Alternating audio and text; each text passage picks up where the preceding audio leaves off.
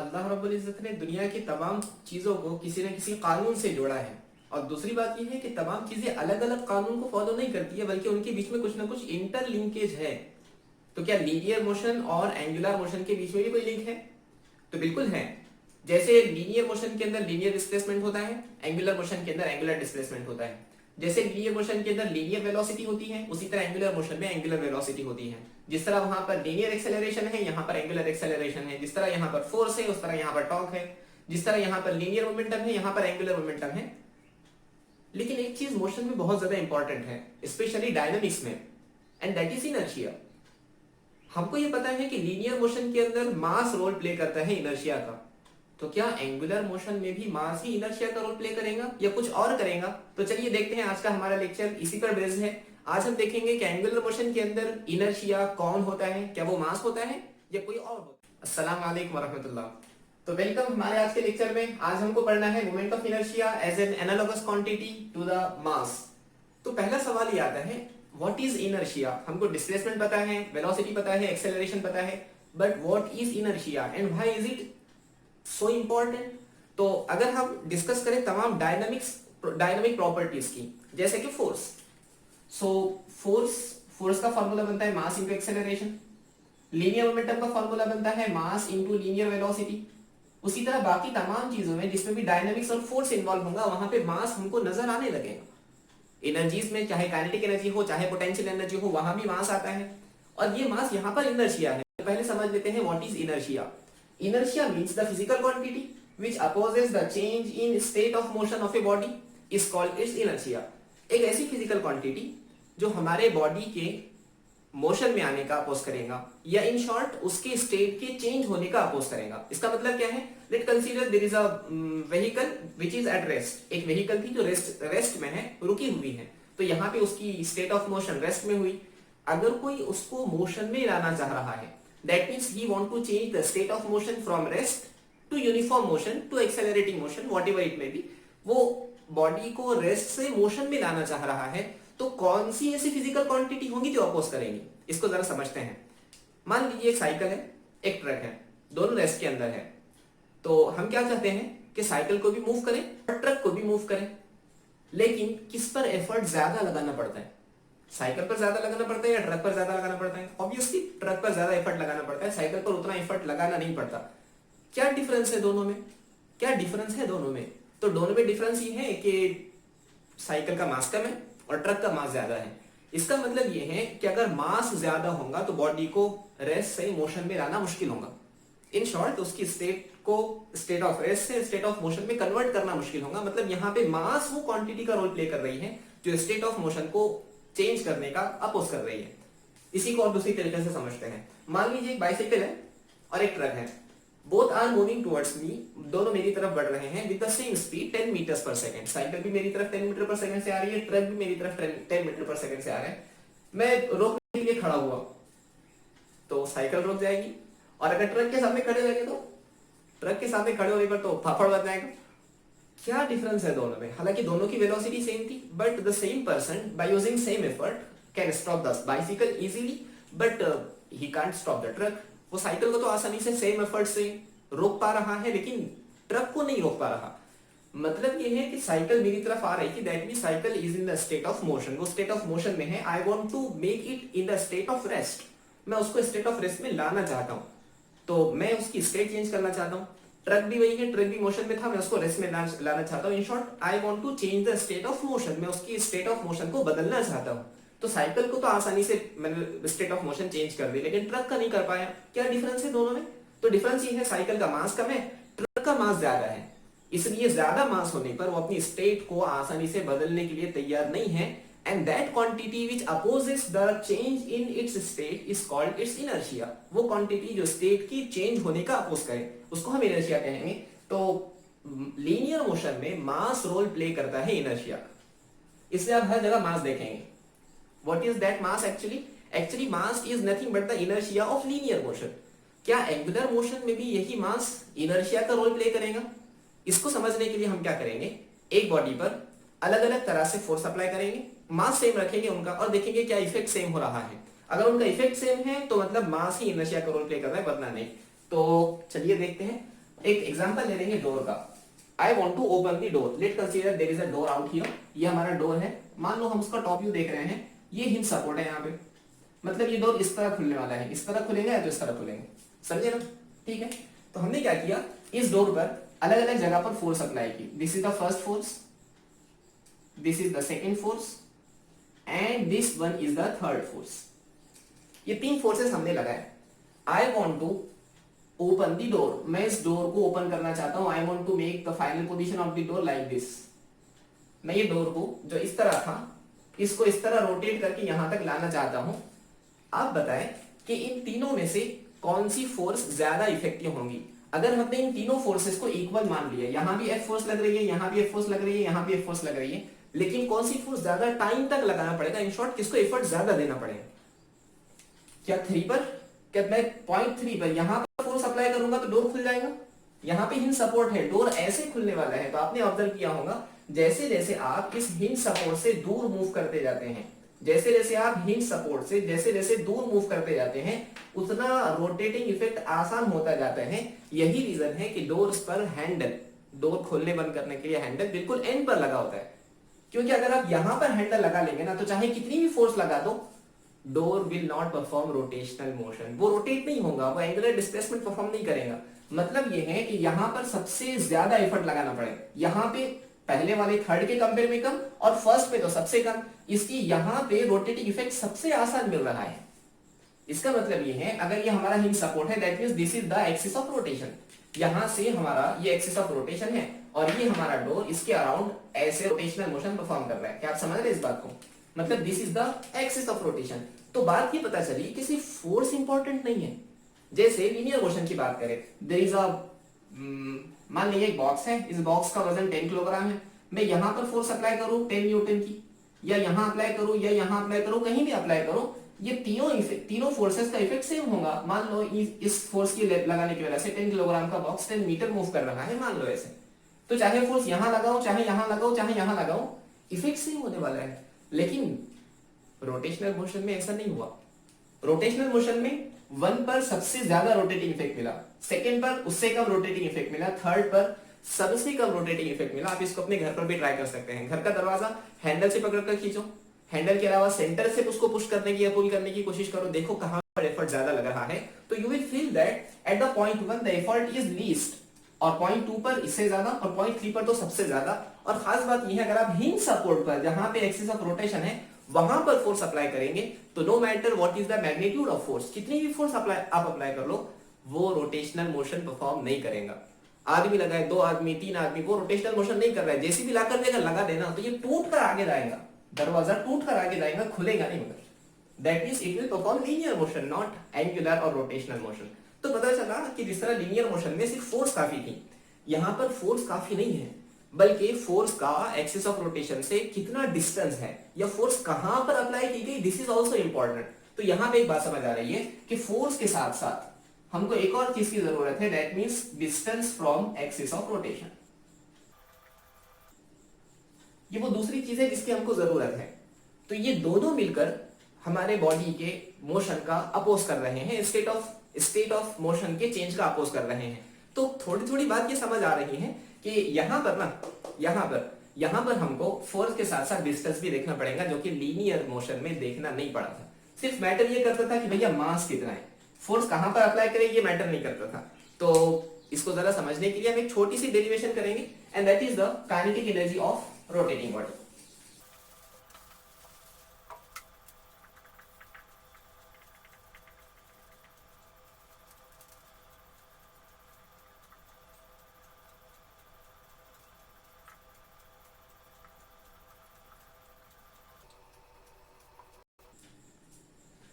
Okay, so let consider there is an arbitrary body. यहाँ पे एक बॉडी है, इसका शेप कोई भी हो सकता है, it can be a square, it can be a rectangle, it can be circle also.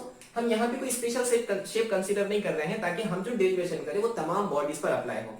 अगर हम यहाँ पे सर्कल कंसीडर कर लेते तो जो हमारी कैलकुलेशन होती है वो सिर्फ सर्कुलर बॉडी के लिए ही अप्लाई हो पाते, और हम ये नहीं चाहते हैं। हम चाहते हैं तमाम बॉडीज का इंफॉर्मेशन एक ही जगह पर कैलकुलेट हो जाए। इसलिए हमने एक आर्बिट्ररी शेप की रैंडम बॉडी कंसीडर की है। ये बॉडी है और this is the axis of rotation, this thing should be keep in mind that the thing is that there is axis of rotation which is perpendicular to the plane of body. मतलब ये जो body है ना ये इस तरह नहीं है, इस तरह हॉरिजॉन्टल है और एक्सिस ऑफ रोटेशन ऐसे है. ओके मतलब क्या, मतलब ये है कि बॉडी इस तरह है, ये बॉडी वर्टिकल प्लेन में नहीं है, ये इस तरह हॉरिजॉन्टल प्लेन में है and this is the axis of rotation. इस तरह एक्सिस ऑफ रोटेशन है उसका और ये इस तरह रोटेशनल मोशन परफॉर्म कर रही है. क्योंकि हम हॉरिजॉन्टल प्लेन को हम बोर्ड पर बता नहीं पाते ना, इसलिए हमने इस तरह बनाया. और ये देखिए एक्सिस ऑफ रोटेशन ये बिल्कुल बॉडी के अंदर से जा रहा है, ये ऊपर से होगा और ये नीचे से होगा. ऊपर वाला तो हम देख पा रहे हैं लेकिन यहाँ का ये बॉडी के अंदर जा रहा है ना, इसलिए देख नहीं पा रहे. और ये नीचे से हमको नजर आ रहा होगा, इसलिए बुक में बीच में सेंट्रल होल करना पड़ेगा, मार्कर अंदर डालना पड़ेगा. तो ये ऊपर वाला एक्सिस ऑफ रोटेशन हमको नजर आ गया और नीचे वाला नजर आ रहा है, बॉडी के अंदर वाला नजर नहीं आ रहा. ये जो पार्टिकल है m1 m2 mn ये यहाँ पर है. m1 यहाँ होगा, m2 यहाँ होगा और mn यहाँ कहीं होगा. इस तरह ये डिस्टेंस, ये फर्स्ट, ये सेकेंड और ये लास्ट, इस तरह के डिस्टेंसेस हैं. ये बॉडी इस तरह नहीं है, ये बात आपको जहन में रखना है. Body is in the horizontal plane while the axis of rotation is in the vertical plane. हम कंसीडर करते हैं कि बॉडी के पास बहुत सारे पार्टिकल्स हैं. पहला पार्टिकल m1 है, सेकेंड पार्टिकल m2 है और ऐसे चलते चलते बहुत सारे पार्टिकल होंगे. उन तमाम पार्टिकल को मिलाकर बॉडी बनेगी और आखिरी पार्टिकल मान लेते हैं mn है. पहले पार्टिकल का एक्सिस ऑफ रोटेशन से डिस्टेंस r1 है, सेकेंड पार्टिकल का r2 है. इस तरह बहुत सारे पार्टिकल हुए तो r3 r4 r5 चलते रहेगा यहां तक कि आखिरी पार्टिकल तक पहुंचे जिसका डिस्टेंस एक्सिस ऑफ रोटेशन से rn है. So this is our explanation. तो अगर हम बॉडी की काइनेटिक एनर्जी निकालने की कोशिश करें तो काइनेटिक एनर्जी ऑफ बॉडी निकालने के लिए क्या हम ऐसा करें कि हर पार्टिकल की काइनेटिक एनर्जी निकालें और उसको सब कर लें. तो चूंकि बॉडी है और कंटिन्यूअस है तो तमाम मासेस का अगर काइनेटिक एनर्जी निकाला जाए उसका सम कर लेंगे तो बॉडी की काइनेटिक एनर्जी आ जाएगी. Late consider body is rotating in the कौन सा direction, anti clockwise direction with N angular velocity omega. अगर ये ओमेगा वेलोसिटी के साथ एंटी क्लॉकवाइज सेंस में रोटेट कर रही है तो ये वाला मास इस डायरेक्शन में जा रहा होगा विद लीनियर वेलोसिटी v1, ये वाला मास इस डायरेक्शन में जा रहा होगा विद लीनियर वेलोसिटी v2 और ये मास इस डायरेक्शन में जा रहा होगा विद लीनियर वेलोसिटी vn. अलग अलग पार्टिकल होंगे तो सबकी वेलोसिटी भी अलग अलग होंगी. एक बात बताएं, हमने एंगुलर वेलोसिटी तो सेम ली है, अलबत्ता लीनियर वेलोसिटी को v1, v2 और vn लिया है. ऐसा क्यों? क्या हर पार्टिकल की लीनियर वेलोसिटी अलग है और उसकी एंगुलर वेलोसिटी सेम है? तो बिल्कुल यही केस है. मान ले ये हमारा second hand of a clock, ये second hand of a clock था पहले यहाँ, अब ये रोटेशनल मोशन परफॉर्म कर रहा है. ये मान करके 1 2 3 ये 3 पार्टिकल मैंने कंसीडर किया. ये 3 पार्टिकल सेम एंगल कवर कर रहे हैं ना. ये वाला पार्टिकल देखें 90 डिग्री कवर किया, सेंट्रल वाला पार्टिकल 90 डिग्री कवर किया, फर्स्ट पार्टिकल ये भी 90 डिग्री ही कवर कर रहा है सेम टाइम के अंदर. लेकिन यहाँ वाला पार्टिकल इतना बड़ा डिस्टेंस कवर कर रहा उतने ही टाइम में, यहाँ वाला पार्टिकल इतना डिस्टेंस कवर कर रहा उतने ही टाइम में और यहाँ वाला पार्टिकल सबसे कम डिस्टेंस कवर कर रहा है. इसके माने ये है तमाम सेम एंगल कवर कर रहे हैं, इसकी एंगुलर वेलोसिटी सेम. अलबत्ता तमाम particle same linear distance cover नहीं कर रहे हैं, अलग अलग कर रहे हैं. इसलिए हर पार्टिकल की लीनियर वेलोसिटी अलग अलग होंगी, अलबत्ता एंगुलर वेलोसिटी हर एक की सेम होगी. अंडरस्टैंड? ठीक है. तो v1 v2 vn with the velocities of different particles. अब हम क्या करेंगे, अब हम पहले पार्टिकल की काइनेटिक एनर्जी निकालने की कोशिश करेंगे. So kinetic energy of first particle. What is the formula for kinetic energy? Kinetic energy का फार्मूला क्या होता है जी? Half m v square. ये पहले पार्टिकल की काइनेटिक एनर्जी है, इसलिए पहले पार्टिकल का मास और पहले पार्टिकल की लीनियर वेलोसिटी. देखिए हम कोशिश ये करेंगे हमारी जब इक्वेशन डिराइव की जाए, डेरिवेशन डिराइव की जाए तो हम उसमें कांस्टेंट टर्म लेकर आ सके जो बदल नहीं रहे. अगर हम अलग अलग पार्टिकल लेंगे तो हर पार्टिकल की लीनियर वेलोसिटी बदलने वाली है, अलबत्ता एंगुलर वेलोसिटी सबकी सेम है. तो क्या हम लीनियर वेलोसिटी को एंगुलर वेलोसिटी के टर्म में लिख सकते हैं? तो हमने पढ़ा है सर्कुलर मोशन के अंदर वी हैव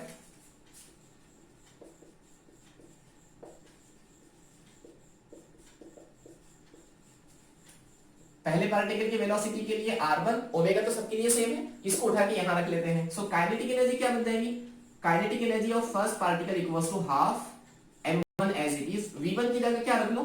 r1 ओमेगा का square, that means half m1 r1 square omega square. This is the kinetic energy of first particle. क्या हमारी बॉडी में लैमिना में सिर्फ एक पार्टिकल है? इसमें तो बहुत सारे पार्टिकल्स हैं. ऐसे ही बताएं कि सेकेंड पार्टिकल की काइनेटिक एनर्जी कितनी होगी. So kinetic energy of second particle will be equals to ये हाफ जैसा कि वैसा रहेगा, half will be as it is, पहले पार्टिकल की बजाय दूसरे पार्टिकल का मास r1, यानी पहले पार्टिकल का एक्सिस ऑफ रोटेशन से डिस्टेंस, इसकी बजाय आ जाएगा दूसरे पार्टिकल की एक्सिस ऑफ रोटेशन से डिस्टेंस का स्क्वायर, r1 स्क्वायर है ना, वहां पे r2 स्क्वायर और ये ओमेगा स्क्वायर, करेक्ट है। ये आ गया दूसरे पार्टिकल का। इस तरह चलते जाओ, बॉडी में कितने पार्टिकल्स है, बहुत सारे हैं। आखिरी पार्टिकल की nth पार्टिकल की काइनेटिक एनर्जी कितनी होंगी, हाफ nth पार्टिकल का मास, n पार्टिकल का एक्सिस ऑफ रोटेशन से डिस्टेंस और ओमेगा का square. Understand? So these are the different kinetic energies, linear kinetic energy अगर हम सही अल्फाज में कहें तो, of body which is rotating with angular velocity omega. हमको पार्टिकल की काइनेटिक एनर्जी तो निकालना ही नहीं था, हमको निकालना क्या था, हमको निकालना था kinetic energy of body. Kinetic energy of body निकालने के लिए हम क्या करेंगे, तमाम की काइनेटिक एनर्जी का समेशन कर लेंगे, जितने पार्टिकल्स हैं। इसको हम लिख सकते हैं kinetic energy of first particle plus kinetic energy of second particle. ऐसे ही चलते जाओ, कहां तक, बहुत सारे पार्टिकल है, सबका ऐड करो, आखिर में आएगा kinetic energy of last particle, that means n। अब हमारे पास वैल्यूज अवेलेबल है, बस ऐड कर लेंगे इसको। So kinetic energy of body will be equals to, what is kinetic energy of first particle, half m1 r1 square omega. So half m1 r1 square omega, omega square.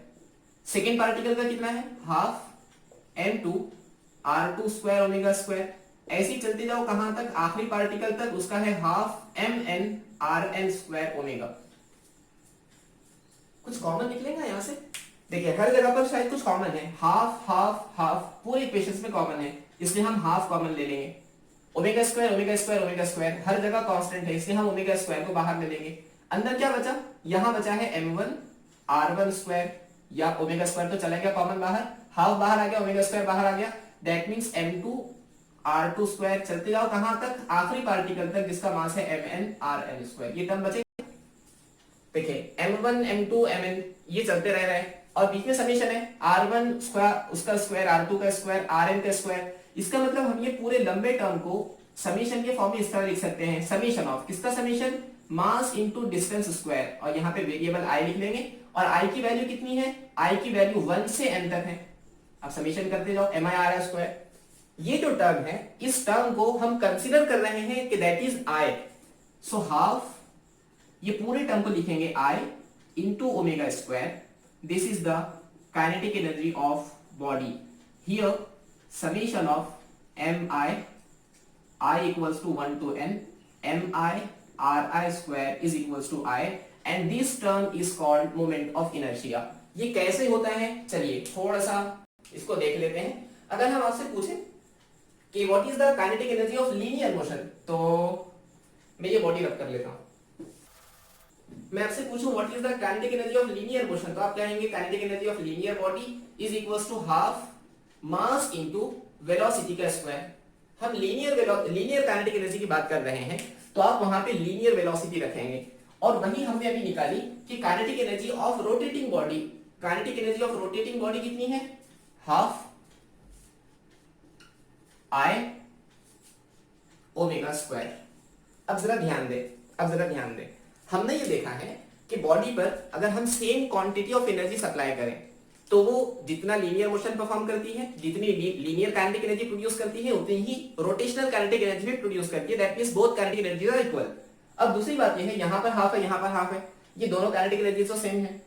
यहां पे linear velocity है, यहां पर angular velocity है, यहां पर मास है, linear motion में mass, that means inertia of linear motion, तो mass is playing the role of inertia, correct. I, तो जिस तरह मास है उस तरह आय है, तो यहां पे मास की तरह की क्वांटिटी आय है।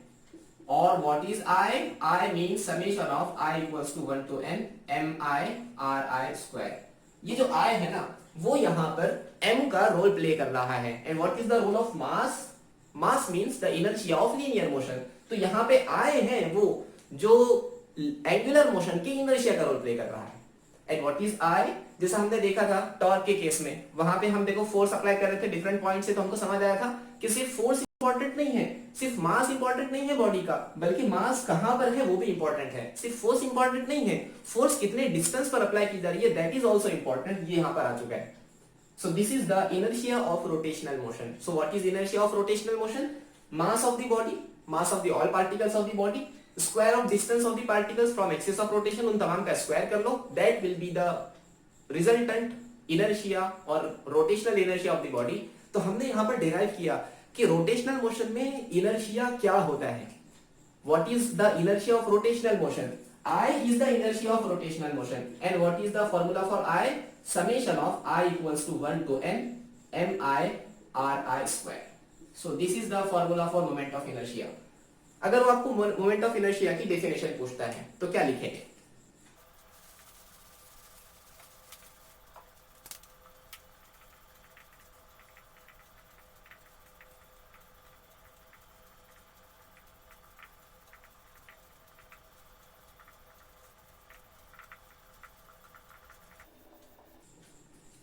So what is the definition of moment of inertia?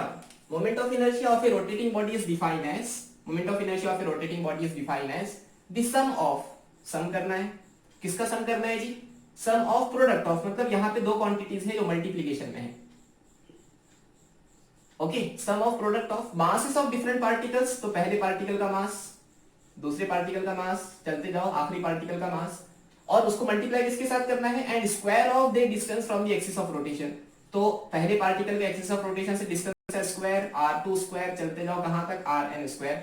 So this is the definition of moment of inertia. इसी को हम, अगर ये कंटीन्यूअस डिस्ट्रीब्यूशन है या डिस्क्रीट डिस्ट्रीब्यूशन है, तो summation of i equals to 1 to n mi square के फॉर्म में भी लिख सकते हैं। अगर वो मोमेंट ऑफ इनर्शिया की डेफिनेशन पूछता है तो ये डेफिनेशन लिखेंगे। और आपको तो याद होगा, अगर वो सिर्फ डेफिनेशन पूछता है तो हम डेफिनेशन लिखकर रुक नहीं जाएंगे, we will write unit and dimension also. तो what is the unit of moment of inertia? Mass into distance square है ना, तो यूनिट क्या होगा? मास का यूनिट क्या है? किलोग्राम, डिस्टेंस का यूनिट है मीटर स्क्वायर, किलोग्राम का डायमेंशन बनता है m1, मीटर का डायमेंशन बनता है l2, और टाइम यहां पर 0 है। सो m1 l2 t0 is the dimension for moment of inertia. So moment of inertia समझ आया? What is moment of inertia? The product of mass of the body and square of its distance from the axis of rotation is called the moment of inertia. एक बात बताएं, moment of inertia के अंदर एक बात तो मास है और दूसरी है डिस्टेंस का स्क्वायर। इसका मतलब अगर हमने एक बॉडी लिया, ये बॉडी पूरी सॉलिड है, इसका वजन 1 किलोग्राम है, एक लकड़ी का टुकड़ा, और एक्सिस ऑफ रोटेशन सेंटर से पास कर रहा है, करेक्ट? इसका कुछ ना कुछ मोमेंट ऑफ इनर्शिया बनेगा, उसको हम नाम देंगे I। और यही हमने एक आयरन का टुकड़ा लिया जो कि सेंटर से हॉलो है, उसके सिर्फ एंड पर मास अटैच है, दोनों का वजन 1 किलोग्राम है, एक्सिस ऑफ रोटेशन की पोजीशन भी सेम है, यहां भी एक्सिस ऑफ रोटेशन सेंटर से पास कर रहा है, प्लेन पर परपेंडिकुलर है, और यहां भी एक्सिस ऑफ रोटेशन सेंटर से पास कर रहा है, प्लेन पर परपेंडिकुलर है। तो क्या बताएं, इन दोनों के अंदर मोमेंट ऑफ इनर्शिया सेम होगा? मास तो दोनों का सेम है, तो लीनियर मोशन में कोई डिफरेंस नहीं आएगा, but we are dealing with angular motion. तो क्या बताएं, एंगुलर मोशन के अंदर मोमेंट ऑफ इनर्शिया दोनों का सेम होगा या अलग अलग होगा? यहां पे ही हमारा एक्सिस ऑफ रोटेशन है, पार्टिकल सारे करीब करीब है, देखो, इसलिए इसका कुछ मोमेंट ऑफ इनर्शिया बनेगा। हालांकि यहाँ पे तमाम पार्टिकल्स का मास उतना ही है, लेकिन पार्टिकल एक्सिस ऑफ रोटेशन से दूर है, पार्टिकल्स एक्सिस ऑफ रोटेशन से दूर है, this is the hollow space, मतलब r की वैल्यू बढ़ रही है। मास तो सेम है दोनों केसेस में, मास of the particle is same, but r is least here and r is maximum here. r की वैल्यू चेंज हो रही है, दैट मींस अगर यहाँ पर मोमेंट ऑफ इनर्शिया I1 है तो यहाँ पर मोमेंट ऑफ इनर्शिया I2 होगा। तो moment of inertia changes as the orientation of, as the distribution of mass is changed। मास का डिस्ट्रीब्यूशन, मास करीब करीब है या दूर दूर है, पूरा हॉलो है, वो सेंटर में हॉलो है, या पूरा सॉलिड है, इसकी वजह से मोमेंट ऑफ इनर्शिया बदल जाता है एंगुलर मोशन में। लीनियर मोशन में इससे कोई फर्क नहीं पड़ता कि सेंटर में हॉलो है या कहां पर मास है, इससे कोई फर्क नहीं पड़ता, सिर्फ मास सेम होना चाहिए। तो moment of inertia is depend upon the mass distribution also. तो हम एक चीज देखेंगे कि मोमेंट ऑफ इनर्शिया किस पर डिपेंड होती है।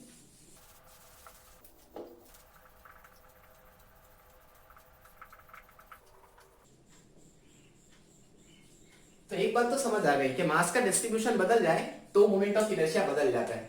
अच्छा, हमने मास ही बदल दिया तो ये पार्टिकल, ये हमारा पहले बक्सा था जिसका वजन 1 किलोग्राम था, एक्सिस ऑफ रोटेशन वहीं से पास कर रहा है, यही लकड़ी के टुकड़े का इतने साइज का दूसरा लकड़ी का टुकड़ा ले लिया, तो वहां पे r की वैल्यू तो सेम होगी ना। मैं मोमेंट ऑफ इनर्शिया का फार्मूला लिखता हूं, what is the formula for moment of inertia? Mass of the body and square of distance of the particle, इसका समेशन, ये है मोमेंट ऑफ इनर्शिया का फार्मूला। हमने ये एक क्लियर लकड़ी का टुकड़ा 1 किलोग्राम वाला, सेम साइज का हमने लोहे का टुकड़ा लिया, obviously mass of the particle is changing, distance r तो नहीं बदल रहा, पहले जितना डिस्टेंस था अभी भी पार्टिकल का डिस्टेंस उतना ही रहेगा, लेकिन मास इज चेंजिंग, तो मोमेंट ऑफ इनर्शिया बदलेगा या नहीं बदलेगा? बिल्कुल बदलेगा। तो दूसरी चीज मास ऑफ द बॉडी पर भी डिपेंड है। तो moment of inertia depend upon mass of the body. And second thing distribution of mass, mass axis of rotation से कहां पर रखा हुआ है उस पर भी डिपेंड करता है। So these are two important terms, हमको ये याद रखना है कि मोमेंट ऑफ इनर्शिया चेंज होगा कब, जब मास चेंज होगा। मोमेंट ऑफ इनर्शिया चेंज होगा कब, जब हमारे मास की पोजीशन बदलेगी तब। तीसरी चीज, मान लो ये हमारी एक बॉडी है and this is the axis of rotation. जैसे मार्कर, ये हमारा मार्कर सेंटर से एक्सिस ऑफ रोटेशन पास हो रहा है तो it will rotate like this. अगर हमने एंड से एक्सिस ऑफ रोटेशन को पास करवाया, अब एक्सिस ऑफ रोटेशन यहां से पास हो रहा है तो it will rotate like this. समझ आ रहा है? अब जरा ध्यान दे, पहले एक्सिस ऑफ रोटेशन यहां था, ये है हमारा पहला एक्सिस ऑफ रोटेशन, तो यहां से मोमेंट ऑफ इनर्शिया I1, क्योंकि मास तो बॉडी का चेंज नहीं होने वाला है, लेकिन यहां पे सब पार्टिकल देखो एक्सिस ऑफ रोटेशन से करीब है, यहां पे करीब है और यहां पे दूर है। चूंकि r की वैल्यू दोनों एक्सिस के केस में बदल रही है, हालांकि बॉडी चेंज नहीं हुई, हमने पहले दोनों केसेस में बॉडी को बदला था, यहाँ पे बॉडी को चेंज नहीं किया गया, सिर्फ एक्सिस ऑफ रोटेशन की पोजीशन को चेंज किया गया, तब भी moment of inertia will change, क्योंकि r चेंज होगा। तो तीसरी चीज, moment of inertia is also depend upon the position of axis of rotation.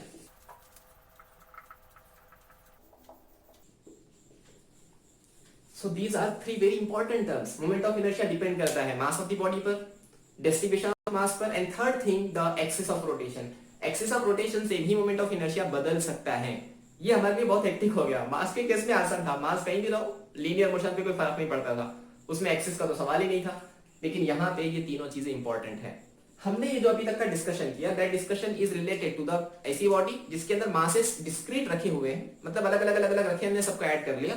लेकिन जैसे रेक्टेंगल है, सर्कल है, कोन है, इन तमाम के अंदर मास डिस्ट्रीब्यूशन रैंडम नहीं होता बल्कि कंटिन्यूअस होता है। तो हम पहले मोमेंट ऑफ इनर्शिया का फॉर्मूला लिख लेंगे, I equals to summation of mass of the particles and square of distance of the particle, I equals to 1 to n।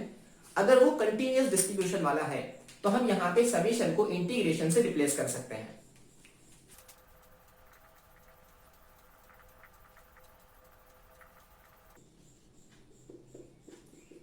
तो हम यहाँ पे क्या करेंगे, अगर बॉडी कंटिन्यूअस डिस्ट्रीब्यूशन के साथ है, जैसे कि सर्कल है, जैसे कि सिलेंडर है, जैसे कि स्फीयर्स है, जैसे कि रॉड है, ये तमाम ऐसे बॉडीज है जिसमें मास डिस्ट्रीब्यूशन कंटिन्यूअस होता है, होमोजेनियस बॉडी अगर हो तो हम वहां पे समेशन को रिप्लेस कर देंगे इंटीग्रेशन के साथ। तो इंटीग्रेशन ऑफ, यहाँ पे मास ऑफ द पार्टिकल है इसलिए हम dm एक छोटा सा पार्टिकल लेंगे और उस पार्टिकल का r डिस्टेंस लेंगे, सो dm into r square will give the value of moment of inertia in case of continuous body। और अगर डिस्क्रीट है तो I equals to summation, तो सबका करना है। So this is the complete discussion about moment of inertia. Moment of inertia बहुत important quantity है, क्योंकि आप कहीं भी देख लो, जैसे आप अगर डिस्कशन करेंगे टॉर्क का, तो टॉर्क का फॉर्मूला बनता है I into ओमेगा, यहाँ पे आ जाएगा। अगर आप डिस्कशन कर रहे हैं एंगुलर मोमेंटम का, तो एंगुलर मोमेंटम का फॉर्मूला बनेगा, टॉर्क का फॉर्मूला बनता है I into अल्फा, सॉरी, और एंगुलर मोमेंटम का फॉर्मूला बनता है I into ओमेगा। इस तरह आप डायनामिक्स की जितने भी क्वांटिटीज स्टडी कर ले, वहां पर मोमेंट ऑफ इनर्शिया आना ही आना है, इसलिए हमको सबसे पहले मोमेंट ऑफ इनर्शिया बॉडी का कैलकुलेट करना पड़ता है। सो आई होप आपको आज का लेक्चर समझ में आया होगा, आपने इसको एंजॉय किया होगा, आप फिजिक्स के और ज्यादा करीब हो चुके होंगे। अगर आपको हमारा लेक्चर पसंद आया है तो लेक्चर को लाइक करें, शेयर करें अपने दोस्तों के साथ, कमेंट सेक्शन में बताएं कि आपको कैसा फील हो रहा है। आपके पास कोई डाउट है तो प्लीज हमको वहां पर बताएं, हम उसको क्लियर करने की पूरी कोशिश करेंगे।